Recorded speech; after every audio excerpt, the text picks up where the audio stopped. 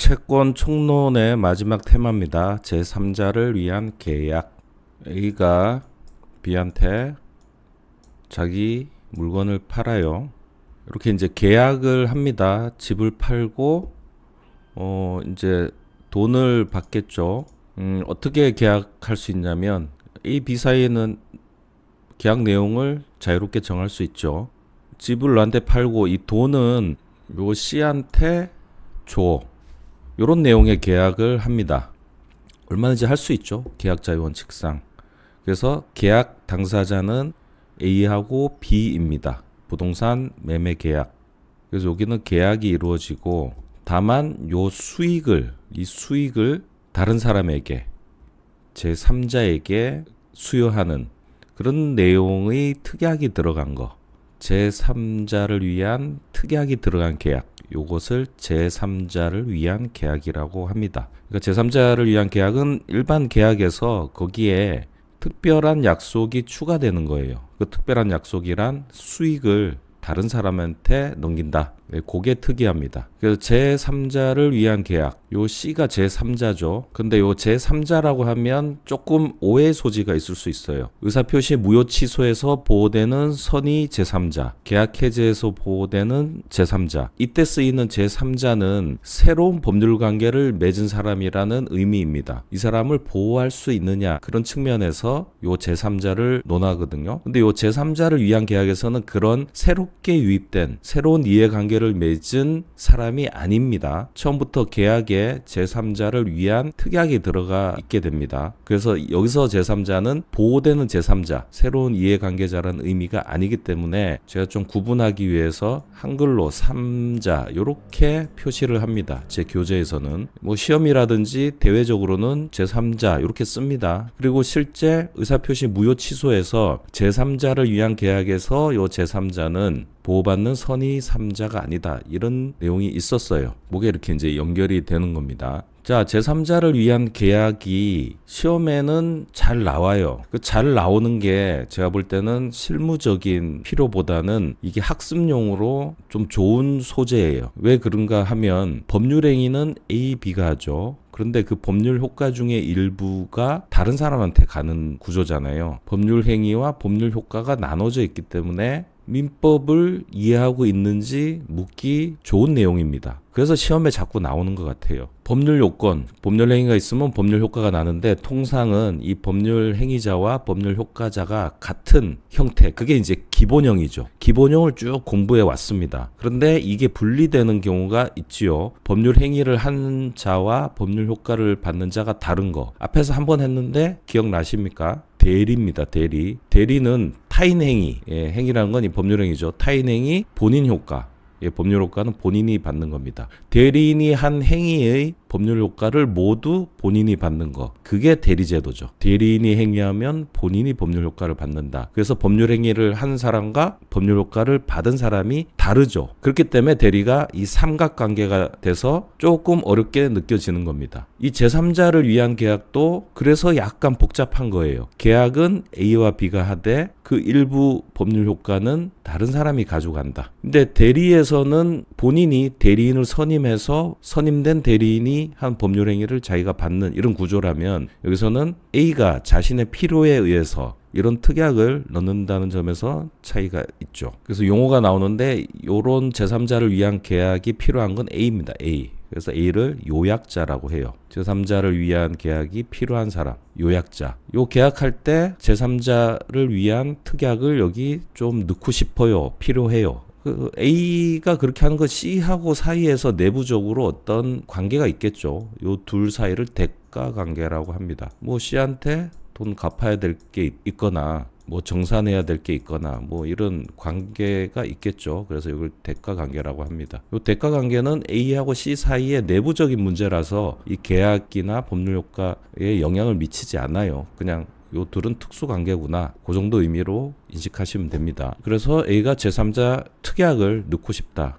B 입장에서는 그걸 뭐 A한테 주나 C한테 주나 뭐 B는 상관이 없죠. 그래서 요것을 오케이 그렇게 할게. 그래서 저 A의 필요에 응답한 자, 그렇게 할게. 낙약자, 승낙한 사람입니다. 요 계약에 제3자를 위한 약관, 3자 약관을 넣는 걸 승낙한 사람, 낙약자, 요약자. 그러니까 둘 사이에서 요 계약을 하는 거예요. 계약할 때 C가 관여하는 건 아닙니다. 둘 사이의 계약. 그래서 법률행위의 효력은 A, B 사이에서 따져요. 요 계약의 해제, 무효 취소 이런 계약상 문제는 A, B 사이에서만 이루어지는 겁니다. 너무 당연해요. 계약 당사자만이 계약 자체의 하자, 해제 문제의 당사자가 되는 거예요. 자, 그럼 3자 약관이 있다 해서 무조건 C한테 효력이 있느냐? 뭐 C가 싫을 수도 있잖아요. C의 의사도 중요하죠. 받아들이느냐, 오케이 하느냐, 그것만 남아있죠. 그래서 둘 계약했다 해서 무조건 이 효력이 발생하는 건 아니고 C가 나 그거 이 수익 받을래, 수익의 의사표시를 하는 순간 요게 발생하는 거예요. C에게 권리 발생, C에게 권리 발생. 근데 언제 그 권리 발생이 되느냐? C가 오케이 할 때. 이 오케이를 뭐라고 하느냐? 수익의 의사표시라고 합니다. 수익의 의사표시. 의사표시 하나죠. C의 단독 의사표시. 단독의 의사표시를 하면 뭐가 돼요? C가 권리 취득을 하죠. 의사표시 하나로 권리 발생이 생겼으니까 이 의사표시는 뭡니까? 단독행위예요. 법률 요건으로서 단독행위. 즉, 이 수익의 의사표시는 단독행위입니다. 수익의 의사표시가 단독행위다. 그러면 얘의 성격은 뭡니까? 의사표시를 하는 권리. 요거 형성권입니다. 형성권. 제3자 약관이 들어있는 이 계약이 이루어지면 C는 수익의 의사표시 할 수 있는 권리, 형성권이 생기고 그 형성권을 행사하면 요 수익, 여기서 발생한 권리를 취득하게 됩니다. 그때 C는 수익자의 지위를 갖습니다. 하나하나 이렇게 추적하다 보면 그냥 자연스러운 얘기예요. 이거를 그냥 쫙 깔아놓고 억지로 외우기 시작하면 어지럽습니다. 방금 제가 설명드린 순서대로 이렇게 따라오세요. 자, 제3자 약관이 들어있는 요 계약을 맺은 사람, 요약자, 낙약자, 요 계약을 하면 수익자, 아직 수익자가 되기 전이지 어떻게 보면 이 수익의 의사표시를 할 수 있는 잠재적 수익자, 이 사람은 이 형성권을 갖게 됩니다. 수익의 의사표시. 그래서 그 형성권을 행사하면 권리가 생깁니다. 이 계약상 권리. 요 매매대금 청구권이 되겠죠. 여기서는. 이 수익의 의사표시가 형성권이다. 테마 2 권리 파트를 잠시 갔다 오겠습니다. 타임머신 타고. 이젠 되게 익숙하죠. 교재 20쪽 형성권 20쪽. 예, 요거 자꾸 반복되니까 설명 안 하겠습니다. 개념, 법정주의, 지난 시간에도 봤죠. zek척기간, 조건기한에 배타적이고 남한테 넘길 수 없고요. 그 행사는 상대방 있는 단독행위고요. 쪼갤 수 없고, 종류, 우리 해제권 받고, 취소권 받고, 상계권 받고, 선택권 받고, 판매권, 예약, 완결권은 계약 강론에서 볼 거고, 포기권, 추인을 말하죠. 각종 매수 청구, 증감 청구, 소멸 청구 이런 종류가 있습니다. 여기에 지금 방금 본 제3자를 위한 계약에서 수익의 의사표시 그걸 여기다가 넣으면 되겠죠. 공부를 하면서 찾게 되는 형성권을 이곳에 추가하면 효율적 공부가 될 것이다. 예, 여기다가 수익의 의사표시 요걸 하나 추가해 두세요. 제3자를 위한 계약에서 수익의 의사표시도 형성권이다. 여기 있는 건 주로 법정 형성권들이죠. 예, 수익의 의사표시도 형성권은 형성권인데 약정 형성권이 되겠습니다. 자, 다시 돌아갑시다. 뿅. 자, 이 구조에서 이 계약을 하는 청약 승낙의 의사표시에 무효 취소 사유가 있다. 그럼 이 둘 사이에서 무효 주장하거나 취소권 행사하거나 하면 돼요. 취소권 발생도 A나 B에게 발생하는 거예요. 그리고 여기에 이 사람이 권리가 있든 없든 상관없이 이 둘은 계약의 하자를 주장할 수 있습니다. 채무 불이행이 있으면 어느 한쪽에 또 해제권이 생기겠죠. C는 취소권, 해제권 이런 게 없어요. C는 형성권은 그 계약 당사자에게 피부처럼 붙잖아요. 형성권을 떼서 어디 넘길 수도 없습니다. 일신 전속적인 권리예요. 형성권은. 취소권이니 해제권이니 다 요 당사자한테 생기고 요 당사자가 하면 돼요. 요 C하고는 관계가 없어요. 그런데 이건 안 돼요. C가 일단 오케이 수익의 의사표시에서 권리를 가졌어요. B는 이 부동산에 대한 소유권 이전 등기 청구권 갖죠. 법률효과로서. 그리고 이 반대급부는 C가 갖죠. 매매대금 청구권 C가 갖습니다. 일단 가진 다음에 A하고 B가 서로 합의해서 얘를 없앤다. 이런 건 안 돼요. 계약상 어떤 하자로 인해 생긴 효과를 주장하는 거는 할 수 있어요. 근데 그런 게 없는데 그냥 A, B가 합의로 C의 권리를 침해할 수는 없어요. 왜냐하면 C는 일단 법률 효과를 확정적으로 받았기 때문에 그 권리는 또 보호 가치가 있단 말이에요. 그거를 A, B가 임의로 자기들의 의사로 해칠 수는 없어요. 그리고 A, B 사이에 무효 취소, 해제 등으로 계약이 실효됐다. 이행을 한 이유다. 그러면 C한테 반환 청구권을 갖겠죠. C한테 줬을 테니까 반환 청구권 갖고. 그러면 집을 이미 옮겼다. 그럼 집을 돌려달라고 하는 거는 누가 할 수 있어요? A가 할 수 있죠. 내 집 돌려줘. C가 그 집 나한테 줘. 이거 할 수 없죠. 이거 원래 C 게 아니잖아요. 객관식 지문에 계약이 해제된 경우 B는 C로부터 매매 대금을 반환받을 수 있다. 이건 맞죠. B는 주택의 소유권을 C에게 반환해야 된다. 이건 틀렸죠. 집은 A한테 반환해야 되죠. 자, 그 다음 C가 이 권리를 갖고 있다. 권리를 갖고 있으면 C는 그 권리 행사를 할 수 있습니다. B한테. 이행 청구할 수 있고요. 이행 청구 안 하면 강제 집행할 수 있고요. 소송도 할 수 있고요. 그렇잖아요. 자기 권리니까. 권리 행사는 C가 하는 거예요. 손해배상 청구도 할 수 있어요. 이렇게 권리 행사는 할 수 있습니다. 그러면 B는 권리 행사할 때 여기다가 항변을 할 수 있어요. A하고 관계에서 이 계약상 발생한 항변을 할 수 있습니다. 자, 그런데 C가 해제는 할 수 없어요. 해제권은 B가 이행을 안 해서 채무 불이행이 돼서 해제권이 생긴다. 근데 그 해제권은 계약 당사자인 A에게 생깁니다. 해제권은 형성권이기 때문에 피부와 같습니다. A의 피부로 붙기 때문에 C에게는 넘길 수도 없고 발생하지도 않아요. 즉 C는 권리를 행사하는데 필요한 어떤 액션은 취할 수 있지만 계약상 해제권, 취소권, 무효주장 등은 할 수 없다. 교재로 정리해 보겠습니다. 법조문을 볼게요. 계약에 의하여 당사자 일방이 요약자가 됩니다. 제3자에게 이행할 것을 약정한 때에는 계약에 의하여 당사자 일방이 제3자에게 이행할 것을 약정한 때에는 그 제3자는 채무자에게 직접 그 이행을 청구할 수 있다. C는 직접 B에게 이행을 청구할 수 있습니다. 자기 권리니까. 전항의 경우에 제3자의 권리는 그 제3자가 채무자에 대하여 계약의 이익을 받을 의사표시를 한 때에 생긴다. 이 권리는 수익의 의사표시를 한 때 생긴다. 그걸 하기 전에는 권리자가 아니므로 권리가 없으면 권리 행사를 못하겠죠. 그래서 이 수익의 의사표시는 형성권이 되겠습니다. 이건 한번 읽어보세요. 제가 왜 한글로 제3자로 쓰는지에 대한 겁니다. 용어 정리, 요약자. 예, 필요로 하는 자, 요약자, 낙약자, 여기 오케이 한 자. 네 말대로 내가 일로 이행을 할게. 수익자, 요 사람 말이죠. 수익자는 요 계약 관계에는 들어가 있지 않습니다. 당사자 관계, 보상 관계, 요약자와 낙약자의 계약 관계를 보상 관계라 한다. 요 둘 사이를 보상 관계다. 보상 관계는 계약의 본질적 내용이므로 보상 관계에 흠결하자, 무효 취소, 채무 불이행 이런 걸 말합니다. 영향을 미친다. 여기는 요 계약의 흠결, 하자, 불이행 등의 효과를 받습니다. 대가관계, 요거는 계약관계가 아니다. 요 대가관계는 요 계약하고 무관한 요 둘 사이의 내부 관계입니다. 계약과 무관, 대가관계의 존재나 하자는 계약에 영향을 미치지 않습니다. 둘 사이의 내부 문제다. 제3자 약관, 제3자의 지위, 누리되 관여하지 않는다. 제3자의 지위, 요 C의 지위.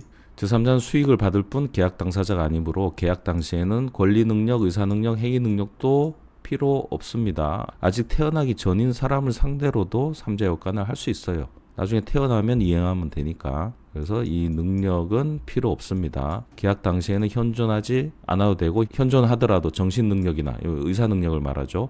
행위 능력은 이 계약에 아무런 영향을 미치지 않는다. 이 계약을 하는데 아무런 문제 없다. 이 C의 어떤 상태, 존재하지 않아도 되고 존재해도 어떤 능력도 필요 없고. 그런데 수익을 받을 때는 현존하고 특정되어야 된다. 그렇죠. 권리를 받으려면 권리 주체가 돼야 되잖아요. 권리 주체. 권리 주체에게만 권리가 생기니까. 권리 능력은 있어야 되죠. 누군지 특정되어야 되고.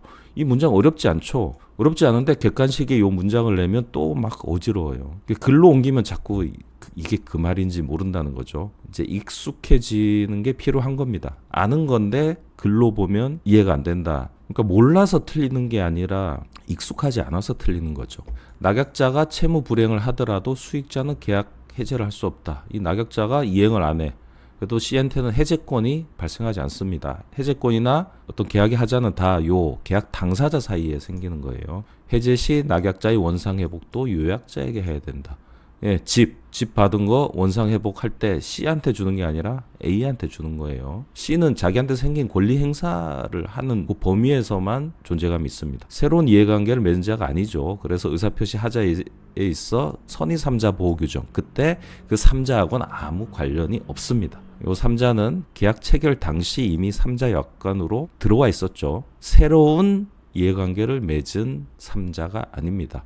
3자라는 말이 똑같다고 해서 이 3자하고 헷갈리시면 안 돼요. 갈매기 쌀은 갈매기 고기가 아니라 돼지고기예요. 갈매기라는 표현이 있다 해서 갈매기를 떠올리시면 안 됩니다. 수익 내용, 채권, 물권, 불문, 부수적 부담하에 권리 부여도 가능. 이 수익을 채권을 받을 수도 있고 물권을 받을 수도 있고 부담부, 급부를 받을 수도 있다. 수익 시기, 수익의 의사표시를 한때 수익의 의사표시를 했을 때 이 권리가 생기는 거예요. 그전에는 이 권리는 잠재적인 권리입니다. 이때부터 수익자가 돼요. 위 의사표시는 묵시적으로 가능. 의사표시는 증명하기 어렵지 다 묵시적으로 가능해요. 근데 현실에서는 증명하기가 어려워서 큰 의미는 없는데 우리는 원론을 배우는 거니까 수익의 내용이 확정되면 수익자는 직접 그 이행 청구, 자기 권리 행사, 가름하는 손해배상, 자기 권리 행사 가능합니다. 이 경우 낙약자는 기본 관계에 따른 항변을 수익자에게 할 수 있죠. 이 계약상 A한테 할 수 있었던 항변을 C한테 할 수 있어요. B 입장에서는 방향만 다르지 계약상 효과를 그대로 주장할 수 있는 겁니다. 제3자가 수익의 의사표시를 하지 않고 있는 경우 낙약자는 제3자에 대하여 상당한 기간을 정해 수익을 받아들일지 최고하고 확답받지 못하면 거절로 본다. 항상 형성권에는 상대방의 최고권이 있죠. 빨리 좀 안정시키려고 하는 거예요. 나 이렇게 계약 맺었는데 너 수익의 의사표시를 할 거야 말 거야. 빨리 결정해줘. 안 그러면 제척기간 기본이 10년이잖아요. 법에 규정이 없으면 10년으로 보는 게 일반적입니다. 그럼 10년 동안 내가 이행을 해야 될지 말아야 될지 너무 길죠. 그래서 빨리 안정시키라고 이 최고권을 주는 겁니다. 수익의 확정, 제3자가 수익의 의사표시를 하는 순간 권리 발생. 수익의 의사표시라는 단독행위를 하는 순간 반대급부 발생. 따라서 이후에 계약 당사자는 이를 임의로 자기들이 짝짝꿍해서 함부로 변경 소멸 못 시킵니다. 이 권리를 침해할 수가 없어요. 둘이 마음 바뀌었다고 이 권리를 침해할 수 없어요. 이미 이 권리는 C의 것입니다. 물론 처음부터 계약 내용에 수익자의 권리를 연동시키는 내용을 포함하거나 수익자가 동의한 경우 처리된다. 수익자가 동의한 거는 이거 하나만 한 얘기예요. 모든 건 새로운 합의로 가능해요. 이것 좀 없앨 건데 너 오케이 할래? 그래 그러면. 그거는 당연히 가능하기 때문에 말할 필요가 없어요. 또 처음에 계약에 이 3자 약관 넣으면서 여기다가 나중에 우리가 바꿀 수 있다는 내용을 처음부터 넣었으면 이 계약 내용에 따라 효과가 있는 거기 때문에 이건 가능해요. 그런데 그런 게 아니고 이 계약에 따라 이미 생긴 권리 자체를 사후에 침해하는 건 안 됩니다. 다만 그게 아니라 이 계약에 있던 어떤 흥결 때문에 계약이 없던 대로 돌아간다. 그러면 그 효과로 이 권리가 없어지는 거는 그거는 C가 막지 못해요. 구별하셔야 됩니다. 계약의 효력으로서 없애는 거냐, 그게 아니라 나중에 A, B가 자기들 마음대로 요거를 없애는 거냐, 그런 차이가 있는 겁니다. 요약자의 G, 계약 당사자로서 낙약자에게 계약 이행 청구권이 있다. A도 이행 청구권이 있는데 자기한테 청구하는 게 아니라 너 빨리 C한테 돈 줘 할 수 있죠. A가 계약 당사자니까 그걸 요구할 수 있어요. 자기한테 달라고는 못하죠. C에 걸리니까. C에게 줘. C가 자꾸 나한테 전화 와. 빨리 C한테 줘. 이행 청구 할 수 있습니다. 제3자의 권리가 확정된 후에도 계약상 권리 일환으로 계약을 해지할 수 있다. B가 이행을 안 하면 해제권이 생기죠. 그게 A한테 생겨요. 그래서 해제권 행사를 단독으로 하면 돼요. 그때 C의 동의가 필요 없죠. 계약 당사자로서 자기한테 생긴 해제권이기 때문에 그걸 행사하는 데는 C의 동의가 필요 없습니다. 연습 문제 한번 볼게요. 제3자가 하는 수익의 의사표시의 상대방은 요약자이다. 요 수익의 의사표시는 낙약자한테 합니다. 539조 법조문에 보면 전항의 경우에 제3자의 권리는 그 제3자가 채무자에 대하여 수익의 의사표시를 하게 돼 있죠. 여기서 이 돈의 채무자는 낙약자입니다. 나중에 남는 건 법조문입니다. 채무자에 대하여 수익의 의사표시를 합니다. 수익자는 계약의 해제권이나 해제를 원인으로 한 원상회복 청구권이 없다. 그렇죠. 해제권은 요약자한테 생기고 원상회복도 요약자가 받습니다. 낙약자는 요약자에 대한 동시행 항변권을 이유로 수익자의 이행 청구에 대항할 수 없다. 아니죠. C가 권리 행사를 할 때 요 B는 항변할 수 있어요. 이 계약상 항변, 그게 동시행 항변권이든 뭐든 변제기의 항변권이든 항변할 수 있어요. 수익의 의사표시를 한 수익자, 그럼 자기 권리가 생겼죠. 낙약자에게 직접 그 이행 청구할 수 있죠. 자기 권리 행사니까 할 수 있죠.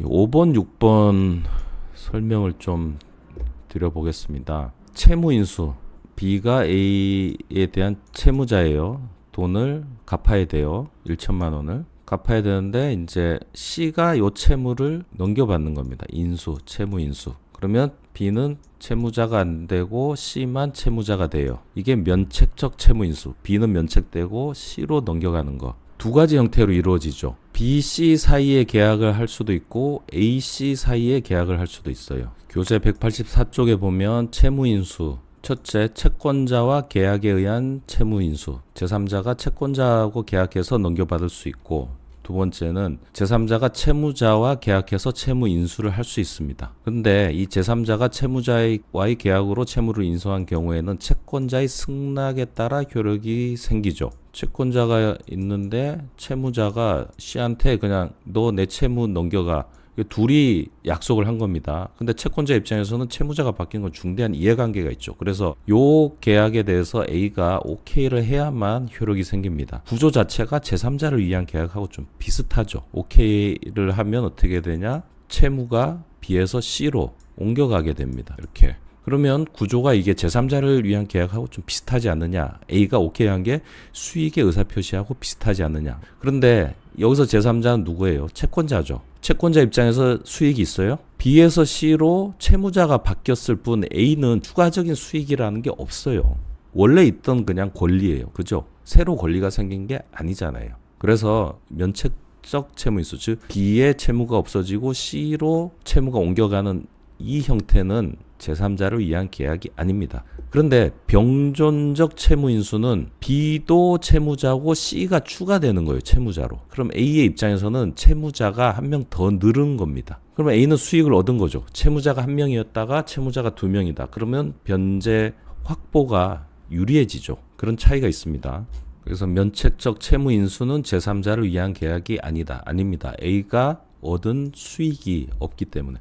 근데 병존적 채무인수는 B도 채무자인데 C라는 채무자가 한 명 더 늘어났죠. C로부터 받을 권리가 하나 더 생겨버린 거예요. 기존의 권리도 있고 수익이 하나 생겼죠. 그래서 병존적 채무인수는 제3자를 위한 계약입니다. 객관식 지문에 이렇게 한 번씩 나오기도 해요. 수익의 의사표시가 있은 후 어느 당사자의 채무 불이행이 있는 경우 상대방은 수익자의 동의 없이도 계약 해제를 할 수 있죠. 계약 해제권, 법정 해제권이 생겼기 때문에 그 행사는 계약 당사자가 자유롭게 할 수 있어요. 그 반사 효과로 수익자가 수익을 잃는 것은 그 자연스러운 법률 효과입니다.